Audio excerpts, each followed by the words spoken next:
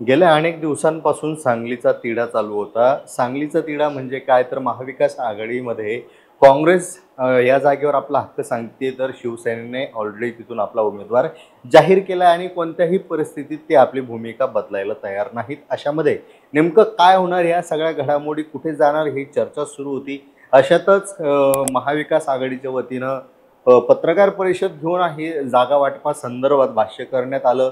उमेदवारांची यादी जाहीर करण्यात आली आणि त्यातून असं स्पष्ट झालं की सांगलीची जागा ही शिंदे गटाला देण्यात आली आहे. तर नाना पटोले म्हणजे काँग्रेसचे जे नेते आहेत त्यांनी सांगितलं की कुठेतरी त्यागाची भूमिका आम्ही ठेवतो आहे, जेणेकरून भाजपा विरुद्ध आम्हाला लढायचं आहे आणि त्यासाठी काही गोष्टी कॉम्प्रोमाइज कराव्या लागतील किंवा काही गोष्टी सोडाव्या लागतील, काही गोष्टीत आम्हाला समजून घ्यावं लागेल, अशी भूमिका त्यांनी मांडली. जरी असली तरी सांगली जिल्ह्यातलं जे काँग्रेसचं एक वर्तुळ आहे तिथं मात्र पक्की निराशा दिसून आली आहे. कारण दिवसभरात कुठेही काँग्रेसचे कार्यकर्ते दिसले नाहीत. काँग्रेसच्या कार्यकर्त्यांनी पुढे येऊन, नेत्यांनी पुढे येऊन कोणतंही स्टेटमेंट दिलं नाही. पण अशा परिस्थितीचा विचार केला तर नेमकं आता विशाल पाटील कोणती भूमिका घेतील हे सगळ्यांना कोडं पडलं होतं. अशामध्येच एक वेगळी गोष्ट पुन्हा समोर यायला लागली आहे. कारण की ज्या ज्या पद्धतीनं वेगवेगळ्या मतदारसंघांमध्ये उमेदवार बदलले जात आहेत, कुठे कुठे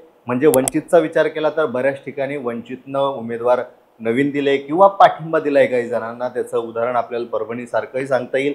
आता अशा सगळ्याचा विचार केला तर विशाल पाटील यांनी अकोल्यात जाऊन, म्हणजे त्यांच्या भावांनी अकोल्यात जाऊन प्रकाश आंबेडकरांची भेट घेतली. आता या भेटीत नेमकं काय चर्चा झाली हे स्पष्ट नसलं तरी कुठेतरी वंचित बहुजन आघाडीच्या माध्यमातून ते आता पुन्हा रणांगणात उतरणार आहेत का, असं एक चिन्ह दिसायला लागलंय. कारण गेल्या लोकसभा निवडणुकीचा विचार करता ज्या वंचितमुळं त्यांना आपला पराभव स्वीकारावा लागला होता, तीच वंचित पुन्हा एकदा त्यांना खासदार बनवणार आहे का, असंही बोललं जातं. कारण गेल्या निवडणुकीमध्ये काही 1-1.5 लाखांनी त्यांचा पराभव झाला होता, तर वंचितनं जवळपास 2.5-3 लाख मतं तिथं घेतली होती.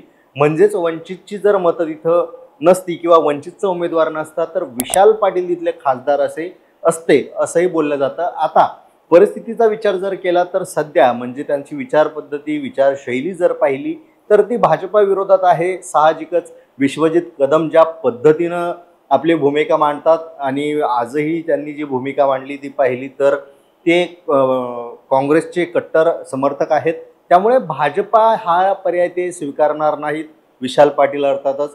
पण असा कोणता पक्ष आहे की जो विचारधारा न बदलता आपल्याला निवडणुकीची संधी देऊ शकतो? अपेक्षा उभं राहण्यापेक्षा एका पक्षाची जर आपल्याला ताकद भेटली तर निश्चितच समीकरणं बदलू शकतात. ही गोष्ट त्यांना लक्षात घेतली असावी आणि त्याच अनुषंगानं त्यांनी अकोल्यात जाऊन प्रकाश आंबेडकरांची भेट घेतली. तुर्तास प्रकाश आंबेडकरांनी फॉर्म दाखल करण्याचं सांगितलं आहे, त्यानंतर आपली भूमिका स्पष्ट करू असं बोलले आहेत, अशी चर्चा आहे. पण आता आतमध्ये नेमकं काय बोलणं झालं हे निश्चित माहीत नसलं तरी येणाऱ्या काळात कदाचित अपक्ष उभे न राहता वंचितकडून ते उभे राहू शकतात. अशा पद्धतीचा किंवा अशा प्रकारच्या राजकारणाचा विचार केला तर कुठेतरी काँग्रेसचं तिथलं जर आपण वर्चस्व पाहिलं तर आपल्याला दिसून येतं की इथला जो पारंपरिक मतदार आहे तो काँग्रेसकडे झुकणारा आहे, काँग्रेस प्रणित आहे, काँग्रेसच्या विचारसरणीचा आहे. म्हणून आतापर्यंतचे जर खासदार आपण पाहिले, म्हणजे मागचे 2-3 टर्म जर सोडल्या मधल्या काही, तर निश्चितच इथं काँग्रेसचं वर्चस्व आपल्याला दरवेळी दिसून आलं.